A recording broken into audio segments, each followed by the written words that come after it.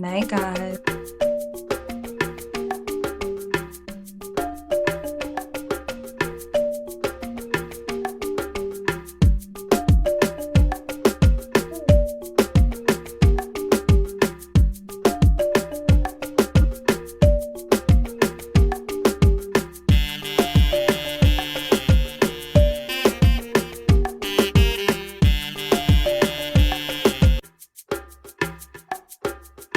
Ready? Now with this regal.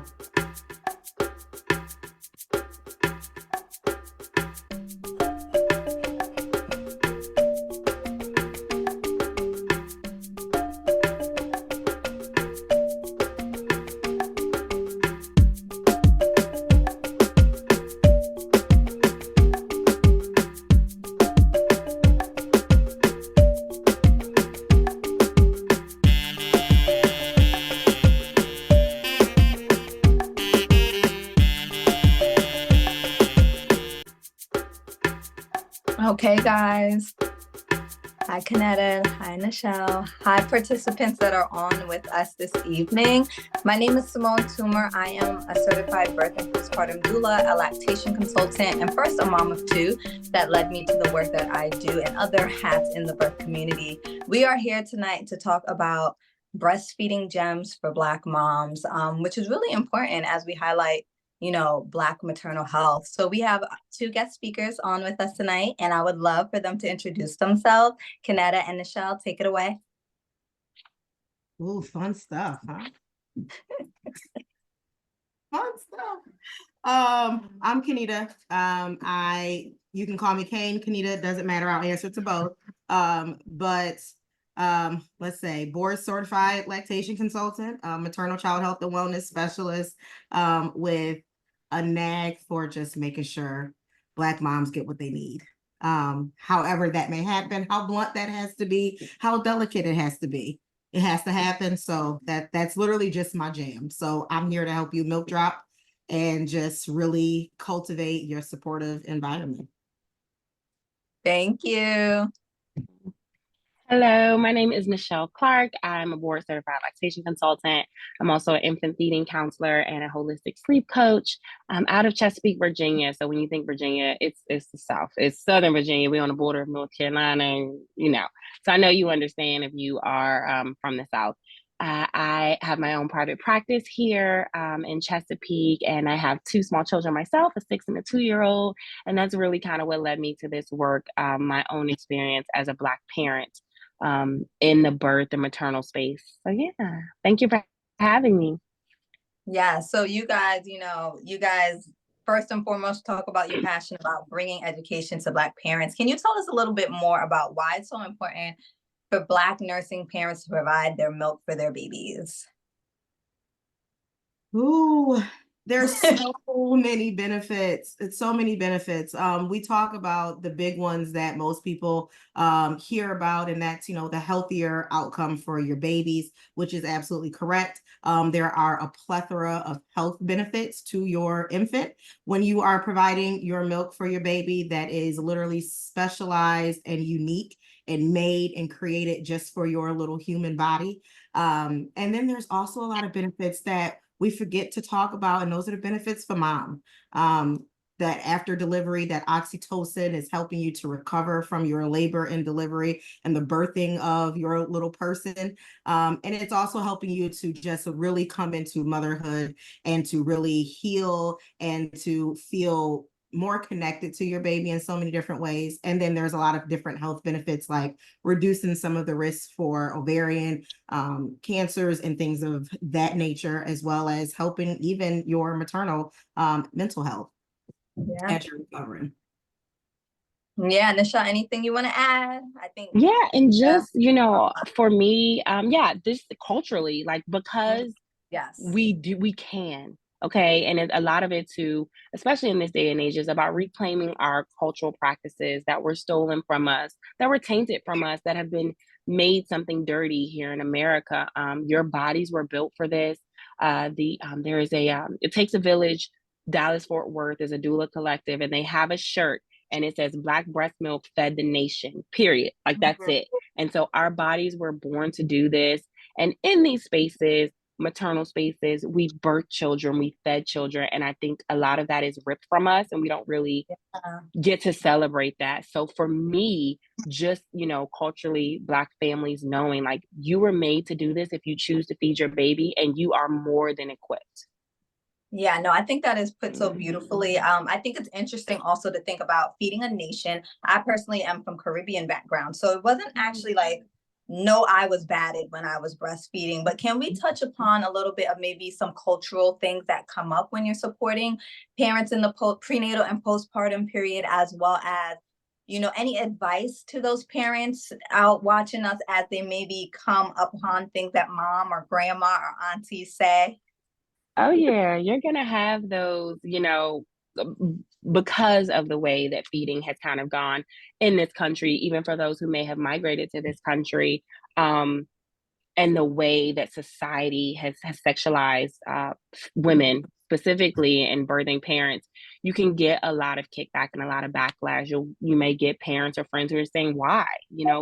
Breastfeeding can absolutely be challenging. Why would you do this? Why would you put yourself through this? Why would you, press so hard for this? And of course, you're gonna have grandma, auntie who want to put, get a baby just a little bit, just let the baby chew on that chicken bone and kind of breaking some of those generational curses, especially surrounding food. And, Kane, I know you work in the medical space where like a lot of this is health benefits. Some of these outcomes we talk about, diabetes, asthma, things like eczema that plague the Black community. But yet we Yeah. have to kind of break these barriers and say, listen, I know this is the way you guys did it back then. And when I'm engaging with families too, I'll say, your parents, your grandparents, your ancestors, our ancestors did the best that they could with what they had. We're Yes. not here to show up and say, you did it wrong and now we got it and doing it better. You did the best that you could with the information that you have, but now we got new information and we're going to use it. Yes.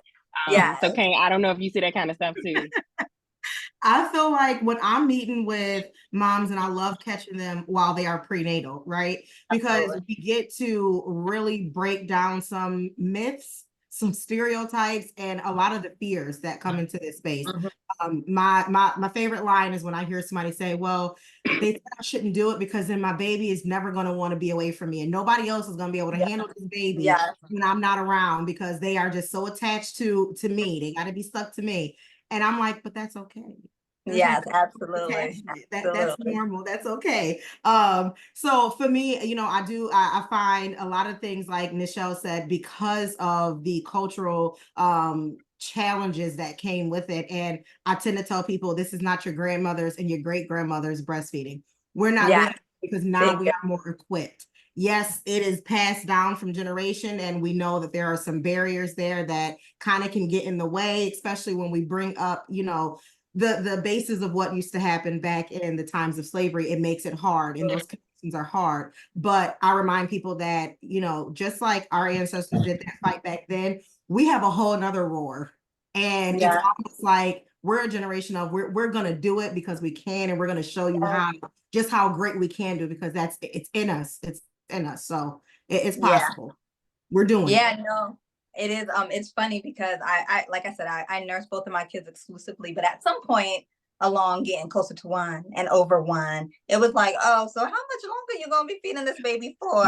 Right. So my mother's side came with that, and my father's side, it was interesting because my grandmother came from a generation of twilight births, right? So you're totally disconnected from your birth, and then also an injection. So your milk dries up right away. So for her, it was like, why would you even do this? Right. And so can we talk maybe about those generational differences that we see, and not only culture worldwide, but maybe also state to state? I'm from New York. Now I'm in Charlotte. Have you guys had experience with people from other states and what that might look like in regards to how they, approach their postpartum period? Ooh, child. It's something. Okay, state-wise, I'm born and raised in Niagara Falls, New York, and I live in Louisiana. So to put some context to that, there is no Black lactation consultants on the North Shore side of Louisiana. So 7 in the entire state, only one over here, including the nation's capital. So there's so many of them that will say, literally, I didn't know we did it. I never saw a Black woman breastfeed, or I didn't know a Black lactation even existed. There was some report that was missing when I had had my baby and I was with, someone, not of the same culture, background, and race. So I feel that, there's a lot of differences. There's, are you going to pump or are you going to breastfeed? And I'm just like, why are we making these two separate things?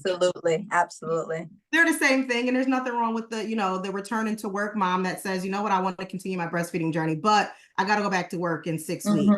You can still breastfeed because pumping is still breastfeeding. I find that that's one of those things that keeps getting separated. And that's what I find so different now versus I did have the experience of seeing my mom breastfeed, and she did it freely. She popped it out wherever. She could be in church and here come the usher with that little cloth, like, on now, we in the middle of service, but nobody ever told her to go to another room or, excuse yourself. The mothers of the church were very just like, okay, what we need a burp cloth, what we need. And they burping the baby while she's shouting. So that's that was the norm that I saw, but now we see more of, especially when people are returning back to work. That's kind of what I see. In my state, especially, a lot of our moms are going back to work, some of them 4 weeks. And they're just like, I can't breastfeed because I have to go back to work. And I'm like, yes, you can. Yeah. Michelle, anything stands out to you about just like you're like borderline north and south. So tell me a little bit more about that. I'm from Maryland, so I like to say we're north-ish, kind of like black. Okay. We north-ish. It's still some north southern vibes. Yeah, the north don't claim us, but the south don't claim us either. We just in the middle somewhere. But very similar to what Kane was saying is that the recognition that there are still food deserts out here. There are still lactation deserts. I'm actually working with a young lady who she's in Georgia, and I know 50 billion IBCLCs in Atlanta, but then I'll get someone who'll say, hey, do you know anyone that services this area and they're Black or they're of color? Because my clients aren't just Black clients that feel this way, like the way that Kane was talking about. I meet Latinx, Indian, Caribbean people who, and they're like, oh my gosh, I didn't even know a brown person, someone who had melanin who could understand. But just thinking that there are still places in the US that would seem like thriving metropolises that still have deserts where they're not getting the support that they need. So you would think a state like Georgia, okay, Atlanta, but there's a whole other state for that. Same thing, I'm from Maryland. And so where I'm from, PG County, it's a metropolitan area. I could give you probably about 15 IBCLCs, call all my friends, but then I could go 45 minutes, to the west and can't find anybody out there. So I am just understanding that even in this digital age, sometimes people still need a personal touch. They still need some hands-on. So recognizing and honoring and supporting families through that we're making progress. We've got the ways to go.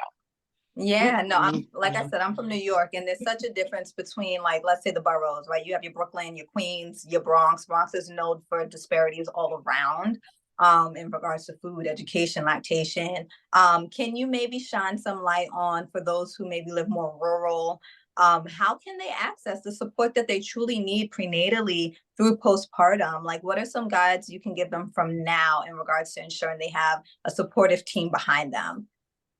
Yeah, I think starting early is the key. Even if this is something that you're thinking about or you're not sold on it, if it's just an inkling that maybe I want to breastfeed, getting that support now, Marie said in the comments, that's the beauty of the digital age. You could meet me in Kane today, and you know what? Kane's in Louisiana, and maybe she's on a different time zone than you, but you know what she can do? You can reach out virtually and get that prenatal. And instead of maybe sourcing the resources yourself, like I have a lot of clients will say, I don't know anybody in my area. And I said, well, you know what? Let me put out the bat signal. Let me see who we got in that area. Hey, phone a friend. This is my friend. It's been my internet friend. Me and Kane been internet friends for years. We never met in person. But if somebody, need somebody, and girl, this in your area, somebody in this area, can I trust them in this area? So reaching out, and not being afraid to ask for help. We have a support group, and I don't know, Kane, I don't know if you saw this, but I had a woman who she was struggling with feeding, and she said, well, I have a sister-in-law who's a lactation consultant, and she was a Black woman, and she said, I haven't reached out because I was really afraid of the judgment for my feeding journey. And I said, I completely understand. I understand not wanting to feel judged, but this is our personal job. So, if you have someone that maybe you're close to, I have family members who all the time ask me for referrals. Maybe it's me, maybe it's not me, but just reaching out, Yeah. to, you know, it's the digital age of reaching out and finding your support group. And it doesn't have to be an IBCLC. Find that support group where you feel Yes. comfortable. Yes. Find that doula that knows lactation care and can help you with that first latch and navigating these things. Like, reach out to those people and build you a team. You know what's so funny, Nichelle? I believe I just came across a workshop you have with Annie Frisbee regarding pumping, Yeah. and I was like, the world is so small. Of course, now I stumble upon it. Right there. Right? Of course.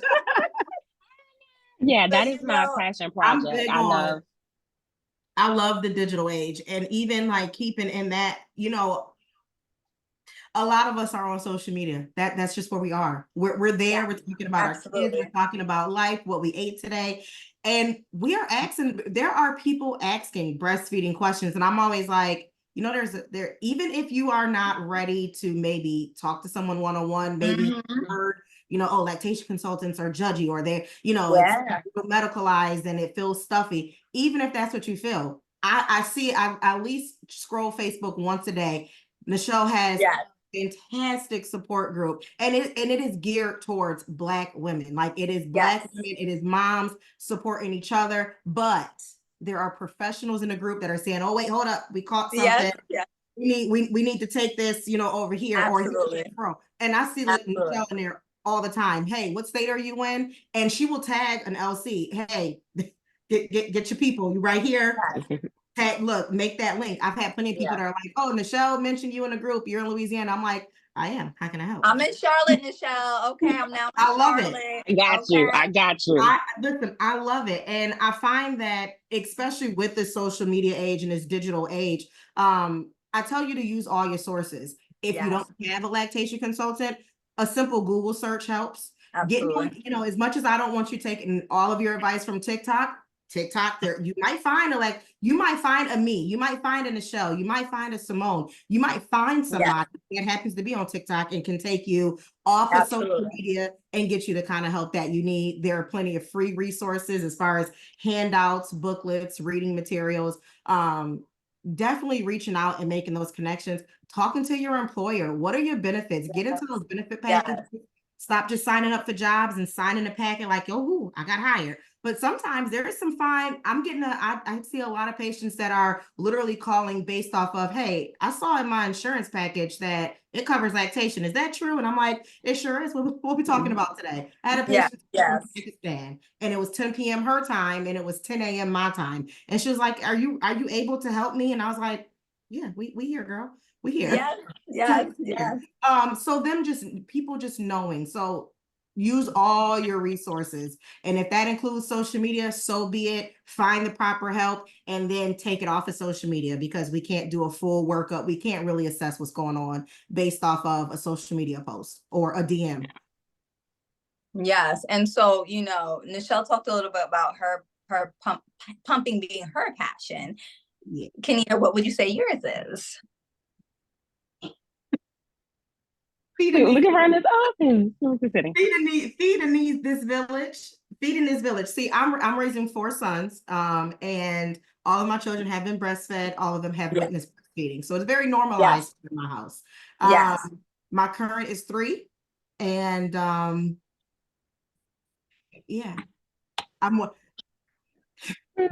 not responsible when it comes to pumping as I should be. So we nurse. And then when we have a dip in supply, he's like, okay, bring it on. And I'm like, okay, you know what? I know better. Let me do my steps. Let me do what I'm supposed to do. Let me get my pumps in. Let me check my flange size again. I'm going back to all the basics. So really my passion is, how do I feed this baby, and reminding families that breastfeeding is not an all or nothing. It doesn't have to be, I'm just putting baby onto my breast. It's okay if you never want to do that, because Michelle has pumped. She teaches how to pump. It's happening. She successfully feeds a baby pumping. You can pump. That's totally fine. Pump correctly, get the right information. And there are families who I get that aren't able to do either, and their baby are using a feeding tube, or using other, forms of feeding. And I'm going to support that too, because however we get your milk into your baby that was designed for your baby, that may help to keep your baby healthier, keep you healthier. That's really, that's my juice right there. That and laughing with y'all on social media. Yes, no, I think it's so great to normalize, like you said in the beginning, Kanita, like baby should want you, right? Like it really doesn't have much to do with nursing and baby at the breast. It's like you are their everything, Their right? I parent, yeah. kind of call it like survival of the fittest. Your baby knows who you are, and they know they're going to live another day by being snuggled up with you, close to you, smelling you, being nourished and loved by you. Going to just basic education, all of those things. Can you maybe give, going back to pumping and also different children, we might have parents on that are up to second, third, fourth babies. Can you kind of give a little bit about how it might look different from each child in regards to that postpartum journey? Because I know my second threw me for a loop. Them second kids. Tongue tied, pumping, day 4. Can we talk about what support and what it looks like when some things don't go as expected, and what may be like some gems to keep? Yeah, each baby is different. I tell every parent, each child is their own person, and their relationship with you from conception until you leave this earth is going to be different. It's going to be individualized. Those second kids are just woo, because my second one threw me for a doozy. Can't know that second one been here before. My intention actually with my second child was to exclusively pump. So I exclusively pumped with my son for 5 years. So I pumped, I took a break for a year, relactated, spun the block on the milk because that's what we do. And, got pregnant, had another baby. He had more milk from that. So we exclusively pumped for 5 years. And that was my intention with my second. And then she was like, no, I want to be at the breast. I always joke, my daughter would get back into my skin if she could, my second child. So she would get back in, put me back. I want to do another 9 months, Yes. But I always tell parents to give themselves grace because I do get a lot of parents, this is my 5th baby. I've breastfed 5 children. I've never needed to see a lactation because I've never had any issues. This is larger families. We're Southish, so we do large families around here. Parents who have flawless journeys with the children. They had the perfect latch and everything was great. They had the perfect birth. And the second time around, the third time around, things change. And I say you have to give yourself grace because these are not things that you, of course, intentionally did, or a lot of it is out of your control. It's Black Maternal Health Week. We talk about these interventions and these people who jump in and start, adding things on. So I always say, give yourself grace. And know that there again are people to support you. We're here to support you. I'm not judging you if it's your 3rd kid and now you got issues. Trust me, I got some kids that threw me for a doozy too. So I completely understand. No, my first was unmedicated birth, latched on, nursed through toddlerhood, I'll say, right? My second, that first latch, I said, wait 1 minute. This not right. Like nails going through my nipples. And so, we normalize pain in our breastfeeding journeys, right? It's so common. Toughen up those nipples prenatally. I gotta kind of just grit my teeth and get through it. And that we should not normalize pain at any part of our life, even in childbirth, but I'm not gonna go there, right? Because we have different views on discomforts in childbirth and coping techniques. But what happens when there is more than discomfort, more than that learning curve in the feeding journey, right? Maybe we're 1-2 weeks in and it's like it's getting better, but what happens if we're 4 weeks, 5 weeks, 6 weeks, and it still feels like I gotta bite my lip every time my baby latches? I feel like a big thing that I always want every mother that comes across me to know is, like Nichelle said, give yourself grace. Give yourself grace. And guess what? Sometimes we overdo it on that. Gotta be a strong Black woman. Sometimes we overdo it. You know what? Sometimes it's hard.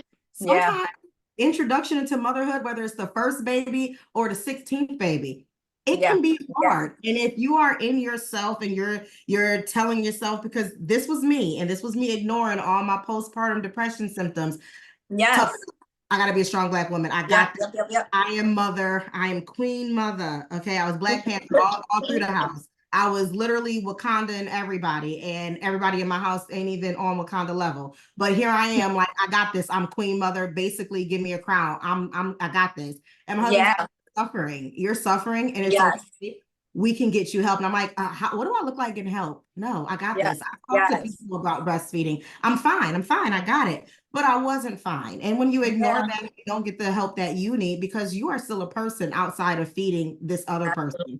I want you to Absolutely. prioritize yourself, your health, your wellness, and that includes your mental health and wellness because your Yes. baby needs you here and healthy. And the Absolutely. milk, we got you. We will protect you in this milk, but we Yeah. need to make sure you're knowing the signs and looking for your help. So if it does hurt, don't just curl those toes and just like, I'm Absolutely. getting through it. 30 minutes, come on. It's, oh, all right, we made it. I'm good for the next 3 hours. Don't do it to yourself. Don't do it because you're missing it and to enjoy Yeah. that production into your motherhood Yeah. because it's clouded by pain. So I always tell you, if it is uncomfortable, if it hurts, I don't care how small you think that pain is or how big you think it is. It does not Absolutely. hurt to say, pick up the phone, shoot a message. Hey, I'm going through it. Can we just make sure everything is okay? Yeah. Because whether you are an experienced OG or not, I'm my own worst lactation consultant. I sat there and I was like, nope, he gonna figure it out. Yeah. Knowing my child had ties, knowing he was preemie, and I'm like, nope, we gonna get All it. the Not things. gonna All the force me to things. take no formula. I'm gonna do it. And I was just like, Kanita, what we doing? You can pump. You can still offer milk. We can Absolutely. spoon feed. We can cup feed while we figure Yeah. out what's going on with his ties. So just give yourself grace, please. Yes. No, And day Simone, 4. if I could Day just add something real quick, Sure. because I know you go through this too, and just what Kane was saying, because I want everyone on the call to understand this. In lactation, we have this thing. I know all y'all know. What came first, the chicken or the egg? Who is the client, the gestational parent, the feeding parent, or the baby? And I know a lot of parents walk into these consults and they're like, the baby, the baby, the baby. This is Black Maternal Health Yes. Week. We're Yes. doing this. You are my client. You are the Yeah. person who reached out. You are the Yes. one who the milk is coming from. So yes, we love your babies and we're here to support you with the babies for sure. But we're not going to sit here and tell you to grin and bear it. And what you're Absolutely feeling not. in your body, in your mind, in your Yeah. spirit is insignificant because we get a lot of times, all that matters is a healthy baby. All that well, Yeah. if the That's it. mom's not here, Yeah. who Yeah. cares if the baby was breastfed? Who can breastfeed the baby if Absolutely. mom's not okay? So just Absolutely. to reiterate to yourself that you are a priority, you do Yeah. matter, and it is okay to say something is not feeling okay in my body, in my mind, in my spirit, and I want to address that. Absolutely. I love that because that you took the words out of my mouth because you hear so much. I just want a healthy baby. I just want a healthy baby. But it's like that baby ain't gonna be healthy and happy if you are not. And you matter. You Listen, matter, and you're your journey not. matters. And day 4 for me with my second, I was pumping. I called my midwife. I said, I need a pump. I need 24 hours. I got a Spectra pump and started pumping and giving a bottle. Because I said, one, this baby not gonna keep being on my chest, right? On my breastfeeding with a posterior tie feeling like blades, right? Which it should not. And then after triple feeding, we call it in the lactation world, by 2 weeks, I was like, this is not sustainable. So we decided to get those ties released because I couldn't nurse and bottle feed and do all the things. And I think it's so interesting the way it's like you can provide your milk by so many ways, right? And I think it's really important, sometimes it's hour by hour checking in with yourself mentally, sometimes it's day by day. Having a support team postpartum is really, really important. And your partner talking about, I also say as a doula and prenatal, you guys know each other right now as partners. You may not know each other as parents, right? Yes. And that's a whole spin on it, right? How do you guys show up for each other when baby's crying, when there's lack of sleep, when you're touched out? Can we talk about what possible postpartum support looks like for someone while nursing and also nourishing a baby while also needing to be nourished themselves?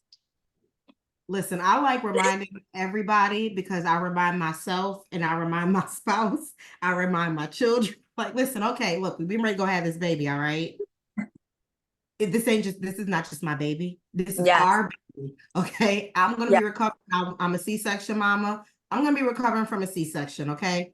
This is a trial and a tribulation for us all, but if we get together on one accord, we shall make it to the other side. So I've had my toddler steal a bottle. I've had my teenager defrost a bag of milk when it wasn't necessary. And you know what? As much as all those moments make me like, it was just, at least we're all, because they were filling in the gaps. Okay, mommy, you look tired. or Yes.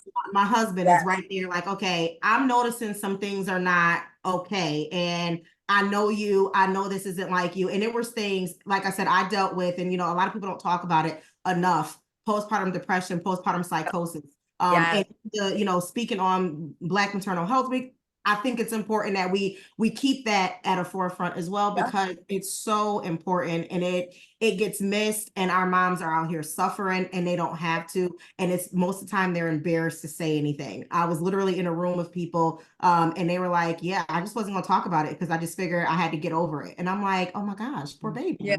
um Yeah. but I didn't know it. I never said anything. I never thought I saw anything wrong with me. And it wasn't until I was on the side of the road and I had literally called my husband, and I'm like, so if you want your children, you can come get them. And he was like, wait, what's going on? I just left y'all at the store. And I was just like, nothing, I'm fine. I was just saying, if you want. He was like, well, we're gonna be at the house. That ended up being something where he had to say, okay, this is not normal. This is not you. Yeah. I am making the call. And he made a call to my doctor to say, hey, I know my wife, this is not her. I think Yeah. something is not okay. And he's not medical background. He doesn't know all the medical jargon. He doesn't know all those things. He just knew from knowing your partner, hey, something's not right. So Yes. either that's a husband, a wife, a spouse, a partner, whatever your significant, your person is, like Grey's Yes. Anatomy, your person, Yes. Yes. have a Yes. person, because there might be a time you can't advocate for yourself. Absolutely. And it's important to have somebody in your corner that can say, I have you, and let me help you. Yeah.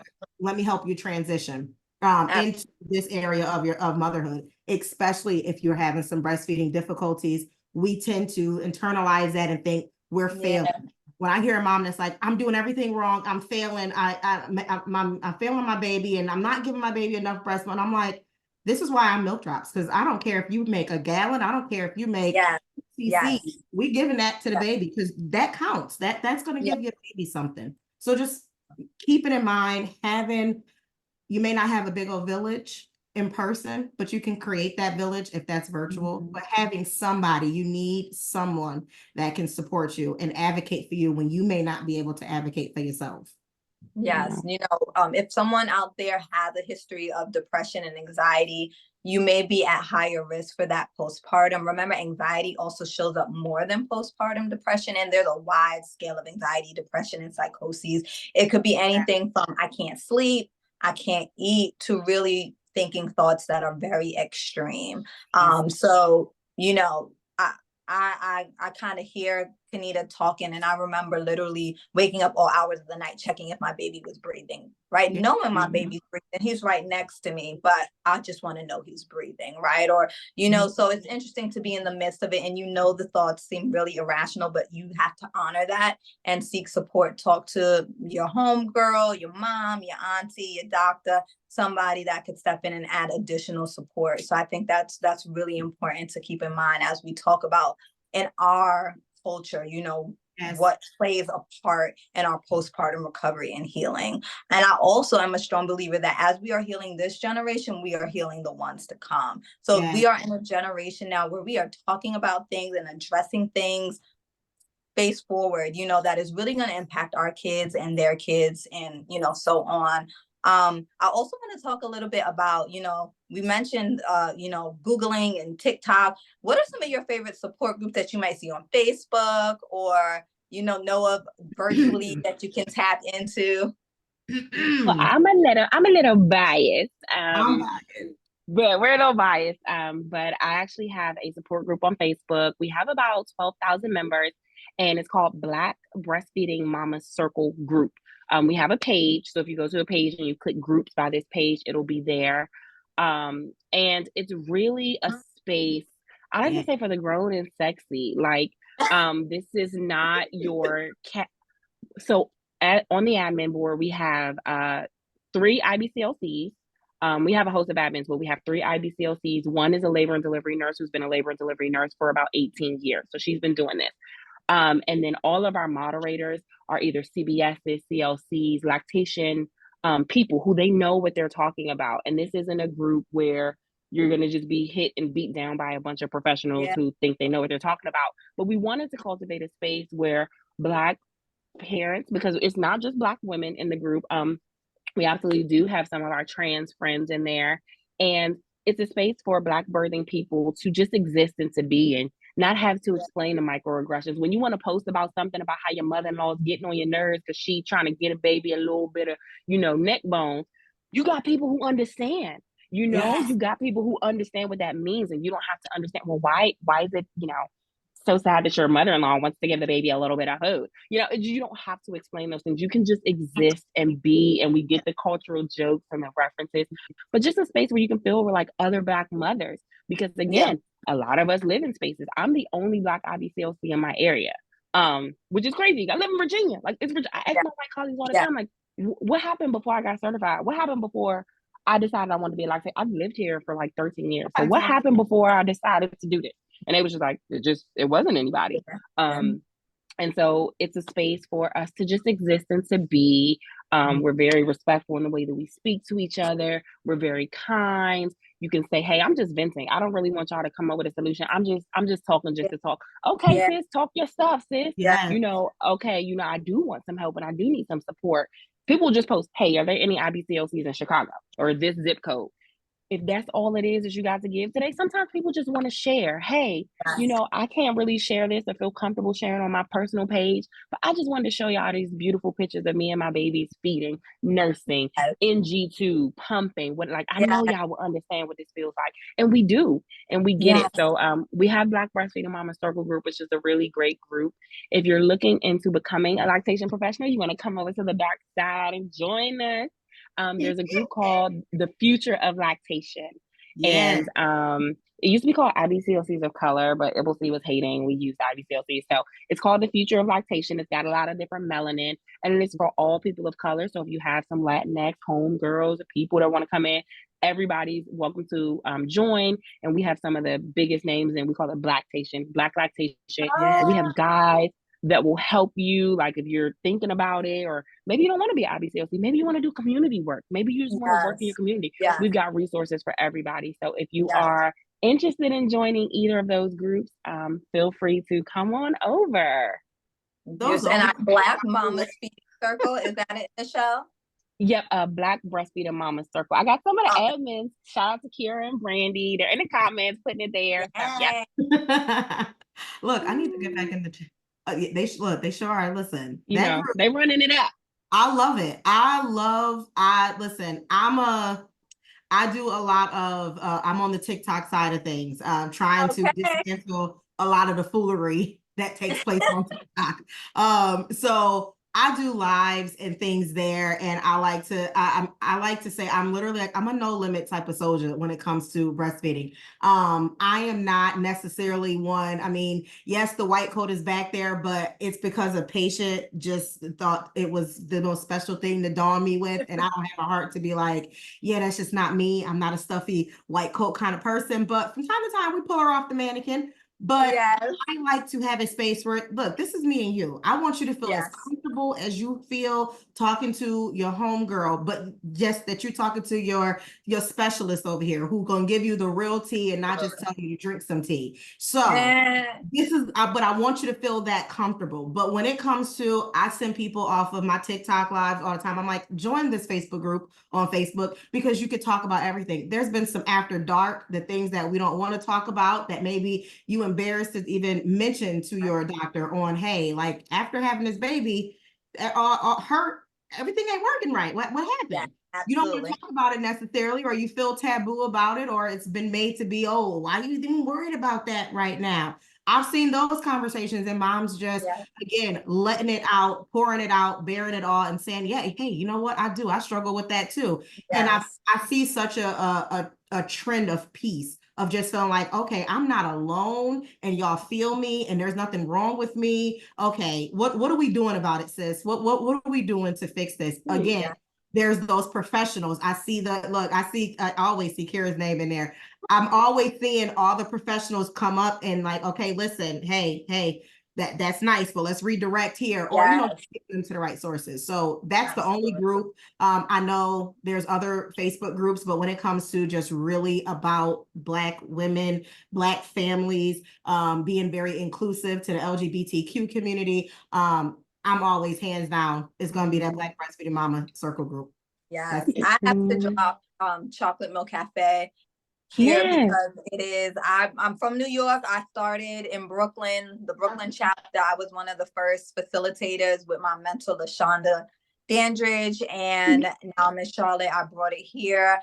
10 years out, I will say I'm more on the quiet side of support in regards to the support group. And I'm also an in-person person. And I really honestly struggle with virtual support. I'm like, let me get in there, let me hold space for you. Let me bring your bed pillow to the couch. Let me get the teacup to you, all of that. So Chocolate Milk Cafe is basically a support group meeting virtually in all various states right now and expanding regarding families that identify with the African diaspora. I will say, my origins were La Leche League, and very quickly I realized it was not for me. And I was in Bed-Stuy, Brooklyn, and still like, what? That's like me. So I joined Chocolate Milk Cafe and really passionate about going into the communities, WIC, the clinics, all of that. And as we talk about different levels of support, yes, we are all IBCLCs here on this platform, but can you talk about peer-to-peer support a little bit? Because you don't always have to go to the one with all the letters after their names, right? There is wisdom in just being like, home girl, this is what's going on. Let me tell you know how many years I was doing this unofficially before I knew that there was all these letters behind it. And then I'm like, oh, this is like a real job. Like, okay, hold up. Now don't get me wrong, I am very proud of all the letters that I've worked so hard for. Especially because we are in, again, I'm Louisiana, and it's a hustle. So sometimes you need these extra letters behind it, but I never wanted to intimidate anybody with them. That's why I will give you my regular name and I'll give you my nickname. Girl, you can hit me up by either one of them. But I've literally made it my point. Like, I love the virtual world, and it could be because I really came into myself with lactation as a professional during COVID. And that's where we were. And I had just had a baby, and my youngest has some health situations. So I kind of try to keep him out of, certain situations, especially when he was younger. So it wasn't going to daycare wasn't a thing for me because I just need to keep him in this little bubble. But even now, like I said, between social media, talking to people, but even in my community, there was no space for me. So many doors get closed, and I'm like, you know what? That's fine. I don't want to be in your stuffy, cold office anyway. I'll make my own one. So literally, that's what I do. And I'm like, my moms can come here, and it's like basically you come in and hang out in my backyard with me in my she shed. Girl, we got whatever kind of drink you might want to have. You want water, you want sparkling, you want to be bougie, you want to be regular, what you want. We got listen. Okay, listen now. If you need an herbal product, we got the herbal product. But listen, you sit on this purple sofa, talk to me. Talk to me. What's going on? And I feel like when the feelers that I've gotten, that people are like, it just feels like I'm coming to chill at your house. Like, it's not like I'm in a goofy place. So for some people, I might be that LC for them. But for sometimes people want me to be that, okay, give it to me textbook, give it to me like this. And it's hard sometimes for me, but I do, I try to be a chameleon because I want to help anybody I can. But there's times I'm like, you know what? Might be somebody else that might better fit that, because it just comes out from time to time. I'm gonna say, girl, let's talk about it. Put that down. Put down that pump. Let's put that to the side. Let's go ahead and put that back in the box. We don't need that right now. I don't care how many influencers post about it. You don't need that. Talk about this. But that's just kind of how I come to you and talk. Some people need the credentials. Don't let them scare you. Most of us are moms that have been through it and just want to support you.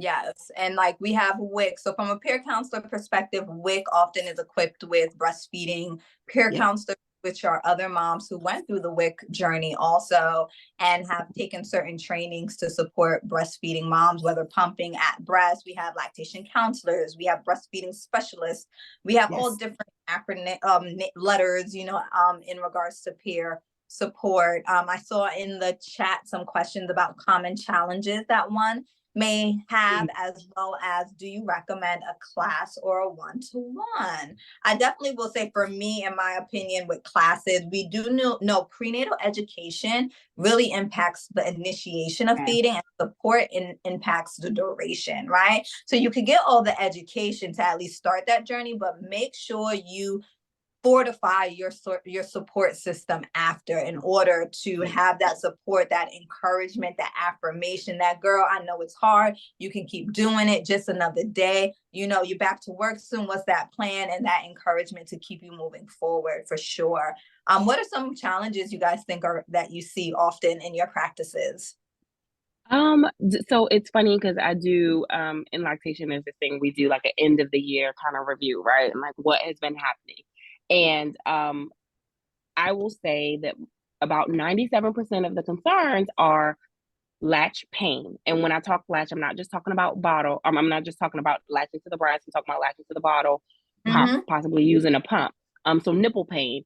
So I do see a lot of pain issues that are actually solved by just positional. You're learning your baby, you know's anatomy, and your baby's learning your anatomy. And maybe the way they like to lay their head is not the most comfortable way for your breast. A lot of times, too, parents are not really given a lot of options or ways to kind of hack it. So if you have larger breasts, maybe using like a rolled up receiving blanket or something like that. They just don't know these things. And so we do a little positioning, and things are better. We talk a lot about, Kane was talking about daycare. So we do see, there's actually a statistic, 71% of the women in the workforce identify as working mothers, 71% of them. Now, that's from whatever age, and that's so from 0 to 18. And so bottle feeding is a big thing. We see a lot of bottle feeding. Hey, my baby just won't take a bottle. And, you know, parents aren't told, well, hey, there are certain shapes that are maybe better than others, or better for your baby's anatomy than others. Maybe your baby needs a little bit of support. And, you know, these are just things. You buy the bottles out of the box and you get them, you know, in your baby shower, and you think everything's going to work, and that's not on the parents. But like you were talking about prenatal education, I just wanted to circle back to that, is that I always explain to my clients, or just the people, that a prenatal class is very general and open, and you're going to get some basic information. But if you have specific questions that are to you, if you have any health concerns, so if you have any health history issues that you need to bring up, if your baby has any issues that they're projecting to have, or you're having any issues, really a one-on-one is going to help you dive deep into what you have going on. So in a class, you sign up for a class and you take it. When you're doing a one-on-one prenatal consult with an IBCLC, there is a minor history that's going to be taken. We want to talk about your pregnancy, how you've been feeling, what's going on, what's your social situation. Do you have support? That's a great time, if you don't have support, to say, you know what, we know some doulas here. They take your insurance. We know this, we know that. They can really help you out. And to really get that individualized, you know, plan for yourself. So my clients leave their one-on-ones like, you know what, we got a plan for this baby, not just general breastfeeding information, but we got a plan for this baby, and this is how we're going to make it work. So for sure. No, I think that's like the one-on-one. I love a breastfeeding class. It's cool. But again, that one-on-one, I just feel like that's also your time to, like Simone said, fortify your situation, fortify your person, because you get connected with that person. Most, if not all, of my one-on-one patients will always get a little magnet. And it's literally, it's just, we call it the, okay, when it all hits the fan, just tell whoever your person is, call the number on the refrigerator. It's big enough, you're gonna see it from a mile away.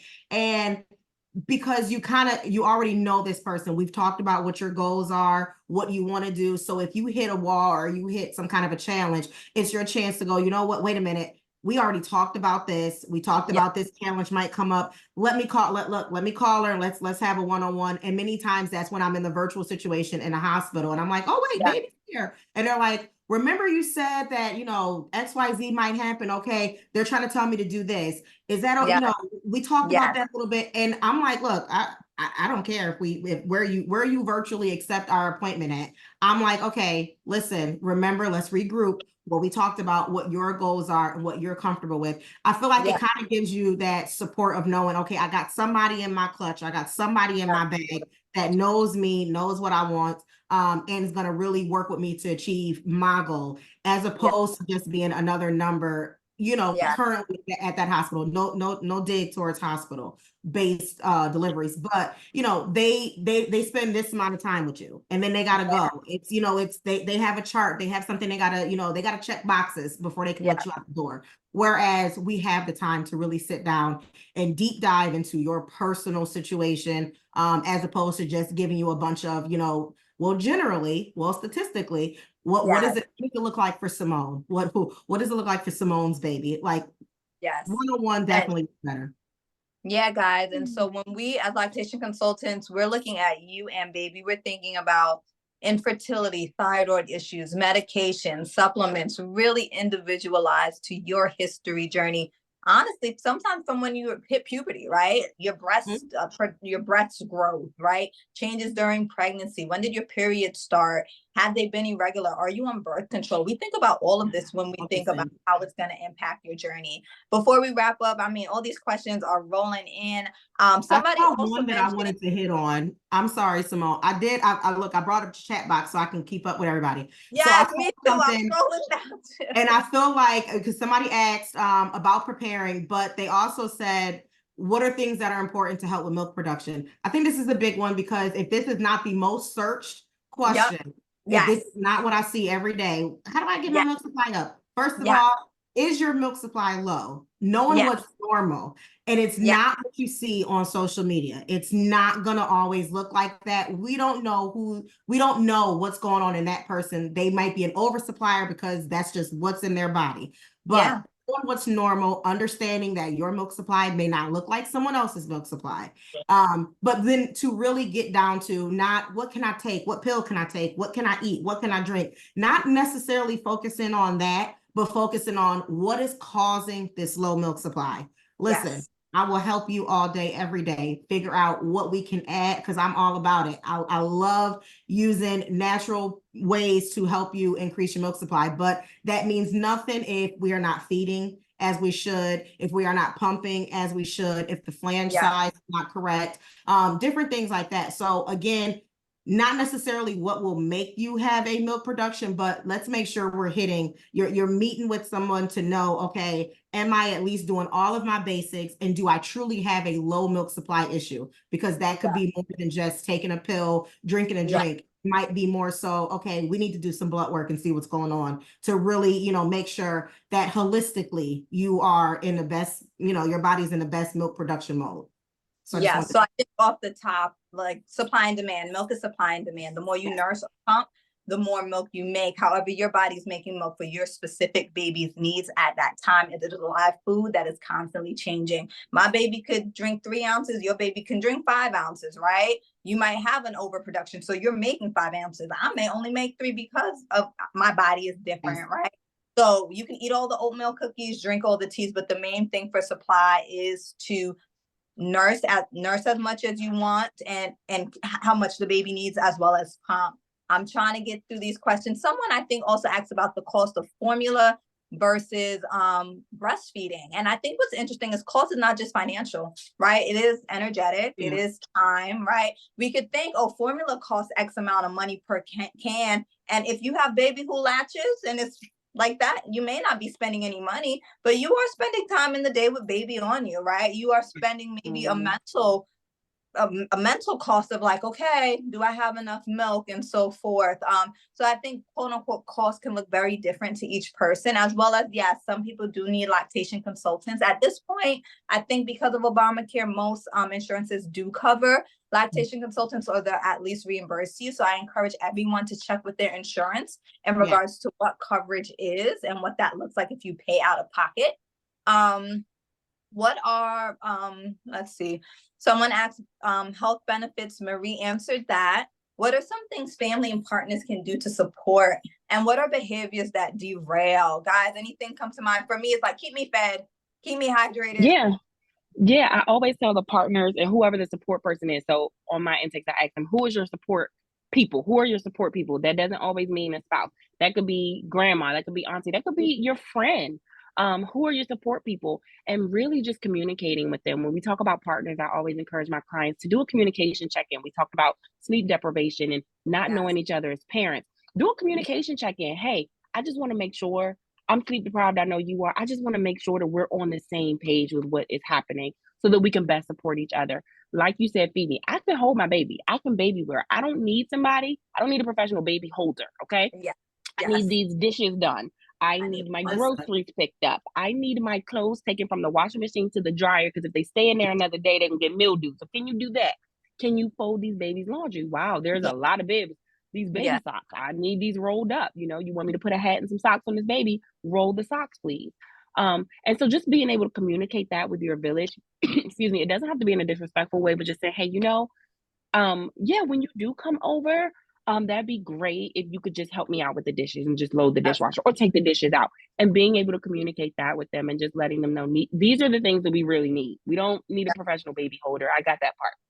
Yeah. And No. sometimes you need to just have someone. For me, I fell into a lot of, it got lonely. It got lonely and it was just like, okay, all I'm doing is dealing with the baby and dealing with my other children. And it was like when my husband got home, I was a little on the jealous side of like, okay, hey, you checking out everybody else. Yeah.